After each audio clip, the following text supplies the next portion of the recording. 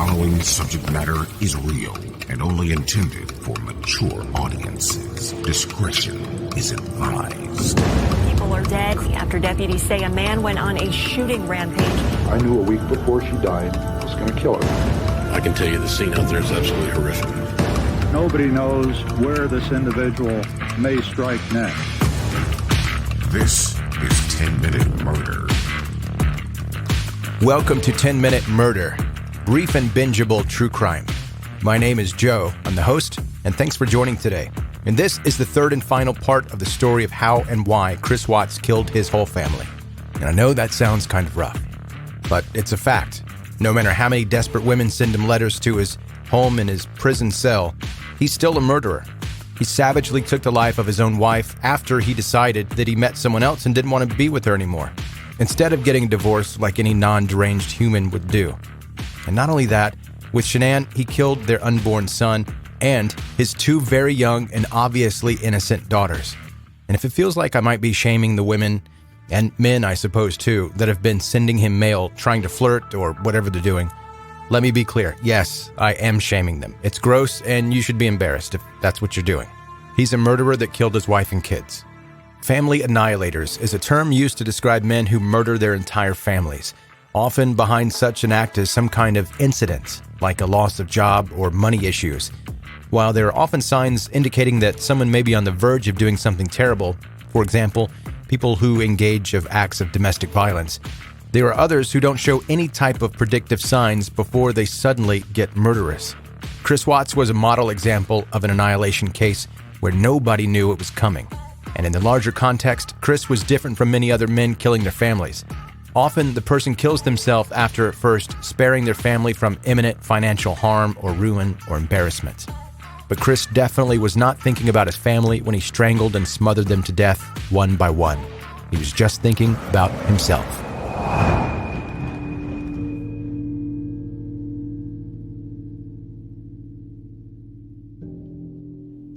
The fact that Chris did not kill himself or run away tells us a lot about his self-centered thinking, and that he really thought he would get away with the murders. But how much truth is in his explanation that he just snapped and strangled Shanann to death after she threatened Chris would never see the kids again if they divorced, which is what he later said? Or did Chris plan it all because he wanted to start a new life with his mistress, Nikki Kessinger? And let me make a brief distinction between the two Nikkis involved in this story. In the previous episode, you heard about Nikki that was Shanann's friend that called the police and insisted that Chris come home to try to find Shanann. That's a different Nikki than Chris's mistress, Nikki. Initially, Chris tried to blame his wife for everything, but in the end, he pleaded guilty to the murders of Shanann and his children on November 6, 2018. Chris was only saved from the death penalty due to Shanann's family request.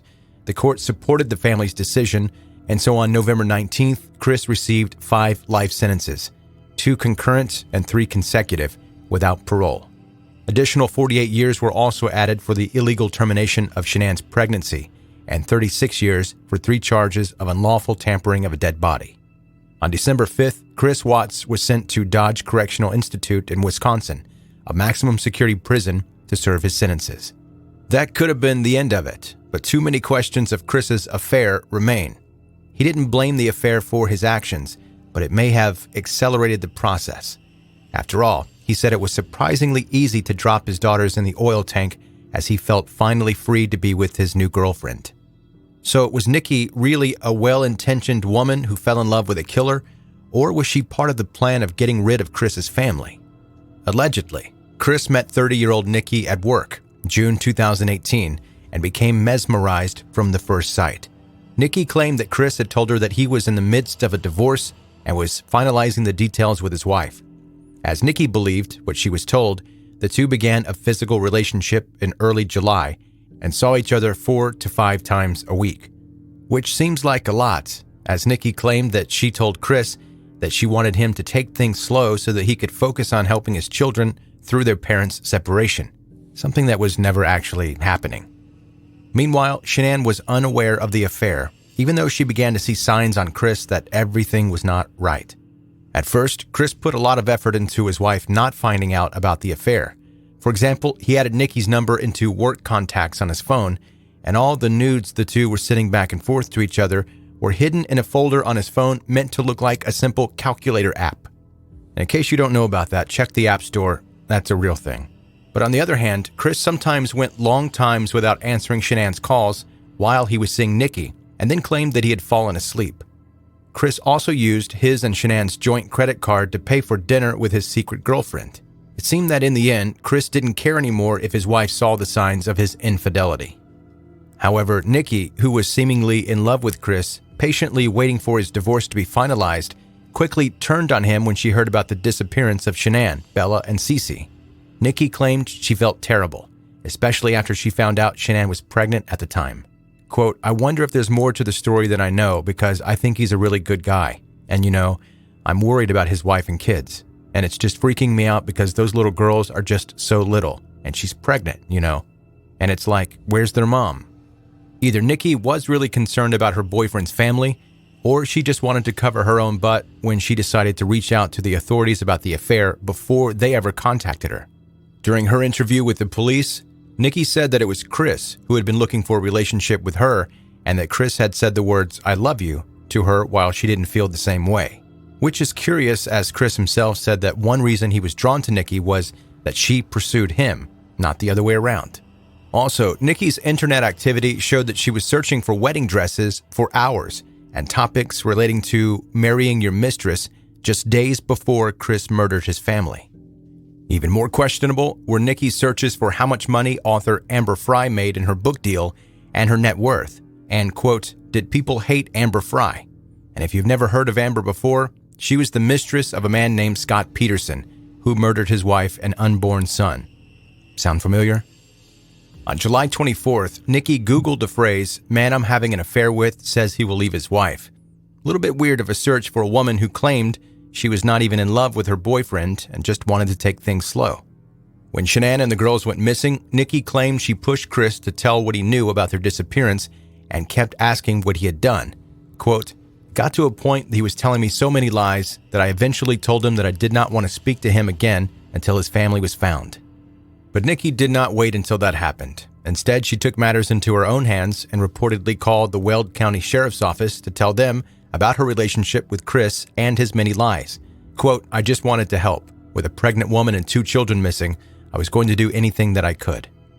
It almost feels like she's trying to do the right thing by coming clean. However, before contacting authorities, Nikki had deleted all of Chris's information from her phone, including messages and pictures, like she was trying to separate herself from him, knowing what was about to come.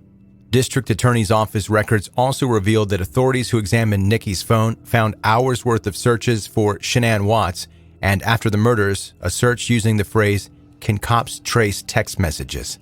Still, no matter how strange Nikki's behavior and Google searches sound, her cooperation proved essential. As Weld County District Attorney Michael Rourke said, "Nicole Kessinger turned out to have information that I can best describe as being a bombshell." And so when Chris Watts was sentenced to spend the rest of his life in prison, Nikki Kessinger just disappeared. Right after her boyfriend's arrest, Nikki was fired from her job and allegedly sought employment out of the state. And even though she had been cooperating with the investigation, Nikki's name was now connected with Family Annihilator, which may have led her to change her name or seek protection to start over. One source claims that Nikki Kessinger is actually in the Witness Protection Program, saying she has received several threats, public shaming, and could be considered one of the most hated women in America. She plans to start fresh with a new name, new town, and ultimately a new identity. While that sounds plausible, Nikki also never testified in court as a witness, as Chris pleaded guilty and avoided trial. So there is some doubt about the allegations.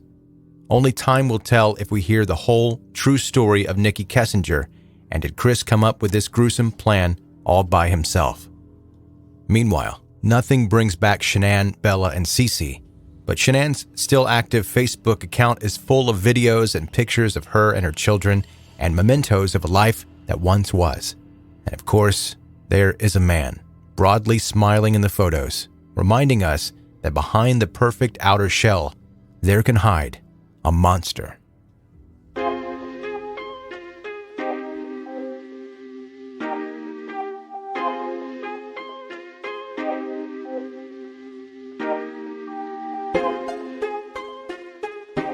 That's 10-Minute Murder for today. Brief and bingeable true crime. Thanks for listening today and to this episode series on Chris Watts. If this week was your first time listening to 10-Minute Murder, I hope you'll consider subscribing and telling your friends about this podcast. And if you really enjoy it, leave a review if you listen on Apple Podcasts. And by the way, people have asked how 10-Minute Murder has anything other than 5 stars. And first of all, thanks. But people have opinions, and it seems like we are all likely to share those opinions when it's the opposite of the things that we like. When you're happy about something, we usually don't say anything. But to answer the question, one person a while back got ticked because I called a murderer that spent like 18 hours a day online playing computer games. I called him a nerd, and he used that defense that he killed people because he thought he was in a game. I called him a nerd and somebody didn't like it, and I don't know. And another person said that they love 10-Minute Murder, but they didn't like that I have commercials. Okay, I mean, they're skippable and you pay $0 for the show. So are you also mad at Hulu or 60 Minutes? I mean, Dateline has commercials, so that one confused me, but whatever. Despite that, I do actually enjoy the feedback. I like reading the feedback. And not just the good feedback. I like hearing, what you guys think. And some of you send me marriage proposals, which some of you are weird. I mean, I'm weird too. That's fine. Anyway, I'm starting to ramble, and this is going to turn into 40-minute murder if I don't hush.